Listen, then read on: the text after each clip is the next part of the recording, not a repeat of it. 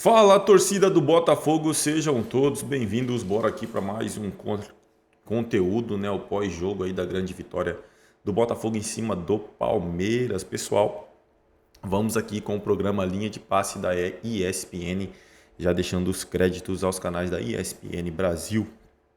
Torcedor botafoguense, se não é inscrito no canal, se inscreva, deixe seu like e seu comentário, que isso faz uma enorme diferença para a gente aqui dentro da plataforma. O YouTube entende que o conteúdo é relevante e entrega para mais torcedor do Botafogo. Agora, sem mais enrolação, bora pro Teria o Atlético Mineiro. Com características diferentes. Sim, o Flamengo mais técnico, o jogo mais refinado, né? refinado, drible, individualidades. Palmeiras o mais consolidado coletivamente, apesar do Flamengo ser um time bem treinado e o Botafogo também. E o Botafogo, além de ser um time muito técnico, fisicamente é o mais forte de todos. Isso fez diferença hoje? Muito, porque o Palmeiras é um time que, quando o adversário tem algum momento de imposição, consegue, pela intensidade, pelo jogo físico e coletivo, deixar a partida muito inconveniente para o adversário. Não conseguiu contra o Botafogo. Fez um jogo igual. Como disse o Pedro, poderia ter empatado, poderia ter vencido, o Botafogo poderia ter feito 2-0. Né? A melhor chance do primeiro tempo é do Palmeiras. Melhor chance do primeiro tempo do Palmeiras. Os dois goleiros jogaram muito bem. O John fez uma partida. Segundo tempo, o Tiquinho teve uma chance também para fazer 2-0 claríssimo, assim. Então, Júnior Santos, a gente viu um jogo de alto nível. Tá? Um jogo muito bom. Quando a gente reclama, às vezes, do nível do futebol brasileiro, você pode tirar essa partida da reclamação. Isso é um jogo, por exemplo, muito acima de qualquer coisa que você vai ver na América do Sul. Provavelmente... O ritmo, talvez não na parte técnica, mas o ritmo do jogo foi um ritmo de jogo de Premier League hoje. Verticalidade o tempo inteiro, jogo muito rápido, duas equipes muito rápidas. Eu acho que não na parte técnica, porque os dois times não dão espaço. Sim. Então é muito difícil você achar E aí, para você fazer um jogo de Premier League, tecnicamente, no nível de cidade, você precisa ter o De Bruyne. Mas o ritmo hoje foi muito assim. E aqui não tem. Sim. Mas o nível aqui é muito alto, assim. Assim tem, por exemplo, aqui, eu acho que o Felipe Anderson entra. Entrou bem, hein?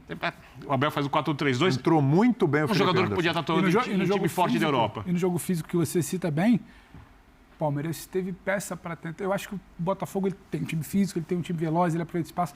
No finalzinho ali, eu acho que o Palmeiras, ele, no jogo físico, ele tem um pouco mais de corpo, porque entra. E não é que o Felipe Anderson entrou, já entregou tudo que pode, é um grande jogador, vai resolver, não. Mas eu acho que teve um pouquinho de fôlego para esse jogo físico, um pouco mais ali pelas peças que entram, o banco do Palmeiras. E foi até interessante para ver o Botafogo precisa de peças. Quais eram as primeiras ideias do Abel para usar os reforços, né? Então o Felipe Anderson entrou aberto pela esquerda, né? Aí ele puxou o Rony mais para dentro para fazer uma dupla junto com o Flaco. Então a gente já tem uma ideia que o Felipe Anderson é um favorito para assumir a vaga aberta pela esquerda quando ele de fato for assumir. O Maurício entra pela direita no lugar do Estevão, e eu imagino que essa vai ser, não a disputa, porque o Estevão vai ser o titular, mas o Maurício é um cara que vai tentar ocupar aquele espaço quando o Estevão não tiver. E quando o Estevão for embora para o Chelsea, é ali que o Maurício vai entrar. E aí depois, no fim, quando ele bota o Dudu, né, bota o Dudu e o Mike, aí ele abre o Dudu na esquerda e centraliza o Felipe Anderson. Então isso mostra um pouquinho, olhando pelo viés do Palmeiras, como os reforços que o Abel ganhou, e para mim essa é a melhor janela que o Abel Ferreira teve no Palmeiras nos 4 anos que ele está à frente do clube. Mesmo. Como essa janela oferece já um repertório diferente no aspecto ofensivo.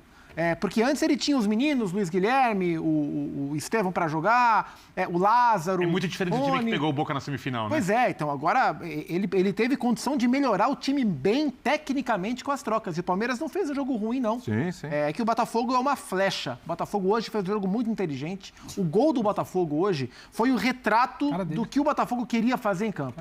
E para mim, assim, apesar do Luiz Henrique ter acelerado e o Tiquinho ter finalizado, participam do gol do Botafogo, para mim, os dois melhores jogadores do Botafogo no campeonato até aqui, que é o Bastos, que desarma lindamente, com elegância, e dá a bola para o Marlon Freitas, que dá um passe vertical que rasga. O Marlon faz um campeonato espetacular. Excelente também. E acha o Luiz Henrique, e aí ele desequilibra. Tem muita gente no Botafogo acima do nível, hein? Sim.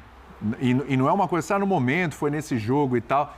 A gente vê... Para vencer jogo grande, você precisa disso. Exatamente. Não é só um Luiz Henrique inspirado. A gente vê notadamente um crescimento gradual de todos os jogadores do Botafogo. E aqui não é uma questão, também empolgado, que o Botafogo venceu um jogo. O ano passado... Calma, o ano passado é outra história. O Pedro lembrou muito bem. O ano passado já ficou para trás. O jogo de hoje mostra muito bem isso e tal. Estou falando dentro de campo. O Botafogo já mudou muito, já é outra história. É líder de novo e tal. Não é mais aquela distância e tudo, mas é muito consistente essa liderança. Muito consistente, né? E acho que assim, a gente fala muito do Palmeiras, Breila, que o Palmeiras é um time que não se abala, que é um time que sabe controlar o jogo, sabe o que quer, é muito bem treinado há muito tempo e tal, etc. Mas o Botafogo de hoje é um Botafogo que mostra também essas características. Mesmo nos jogos onde passa alguma dificuldade, tem algum aperto, não está tão bem, como recentemente aconteceu, ganha. O Botafogo consegue ganhar. Ganha. Isso.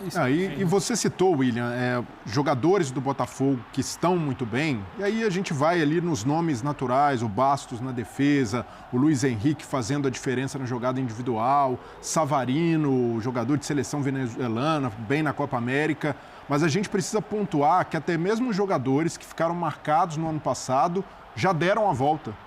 O Marçal hoje entra e faz um jogaço, marcando o Estevão, no 1 contra 1, praticamente não perdeu, quando perdia conseguia se recuperar.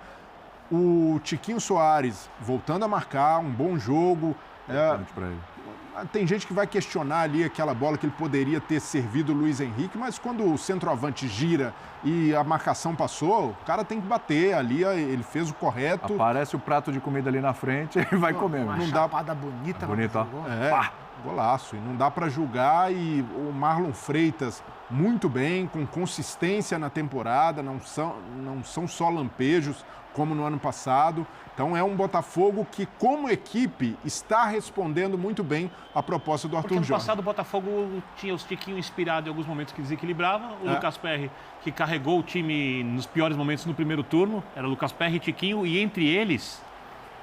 Ok. Você tinha o Eduardo, fez um tremendo... Ok. Assim, se a gente olhar pro Botafogo do primeiro turno, o Adrielson fez um tremendo primeiro turno. Razoável pra mim. O Eduardo... Razoável pra bom. Não, primeiro O Adrielson e o Perry, inclusive, corrobora aquela sua tese, que o time sofria muito mais do que jogava. O Eduardo fez um campeonato muito bom. Eu acho que chegavam muitas bolas no gol do Botafogo e poucas bolas pro Tiquinho. As muitas bolas, até algumas impressionantes, o goleiro pegava.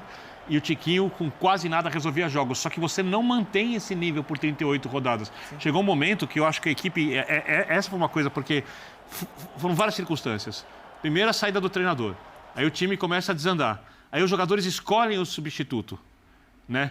E daí vem o Bruno Lage, que fala a verdade sobre a equipe. Só que aqui você não pode falar a verdade. Aqui você tem que ficar quieto e jogar pro seu elenco. Você não tem que explicar para o que está acontecendo. Então, a entrevista do Textor, deu uma entrevista hoje, ele fala que ele acha que o grande erro que ele, como gestor, cometeu na última temporada foi não ter mantido o Bruno Lage. Mas a forma que é do pacote também, né? Ele não vai acertar tudo. Ele vai errar a decisão lá para hoje chegar e, se tiver que brigar para manter... Só que hoje ele tem um time muito forte.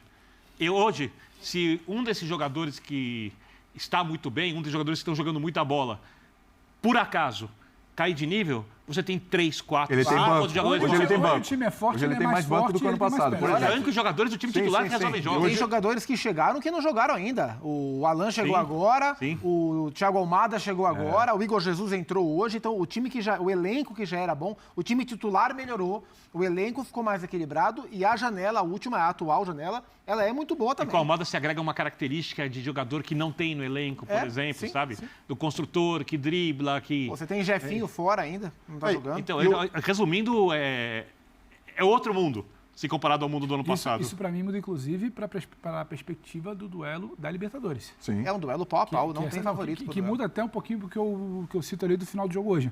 Esses caras vão estar à disposição. Você vai ter outro, pelo menos parte deles. Você vai ter outra perspectiva. Não é que já vai entrar todo mundo, já vai estar todo mundo ser titular, mas você vai ter peças, por exemplo, hoje o Abel começou a ter, já com o Felipe Anderson entrando. O Alan estava no banco hoje. Sim, mas é outro... Ele vai entrar ainda, é isso. Tempo de por exemplo, para o Abel, um desafio para a Libertadores é conseguir chegar aos jogos contra o Botafogo com o Felipe Anderson perfeitamente encaixado. Eu acho que perfeitamente encaixado é complicado, mas ele vai estar melhor encaixado. No time do Abel, acho que dá para ficar perfeitamente encaixado. Não é por falha do Felipe ou do Abel, é talvez o tempo. E eu vi o comportamento do Felipe Anderson hoje. É claro que é uma amostragem muito pequena, de poucos minutos, mas ele o espaço onde eu imagino que ele vai jogar, que é o espaço aberto pela esquerda, no time titular hoje do Palmeiras, quem ocupa é o Rony.